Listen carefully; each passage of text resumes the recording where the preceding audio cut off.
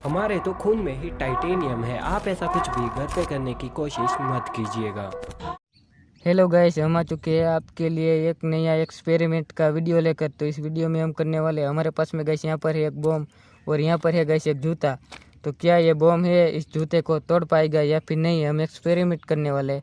तो आपको क्या करना है, वीडियो को लाइक शेयर एंड सब्सक्राइब कर देना और ऐसी ट्राई बिल्कुल भी किसी भी जगह पर मत करना। तो गाइस इस बम को हम इस जूते के अंदर रख देते हैं और लगाते हैं आग और देखते हैं ये जूता है वो बच पाएगा या फिर नहीं। हमारे तो खून में ही टाइटेनियम है। आप ऐसा कुछ भी घर पे करने की कोशिश मत कीजिएगा।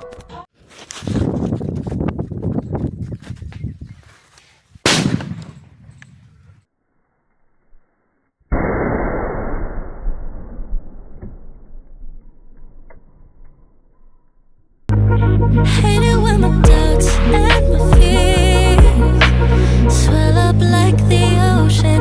It feels like I could drown in my tears. Everything's overflowing. Scared that I won't get it right, get it right. My nerves are working overtime, overtime. Tell myself to calm down and breathe.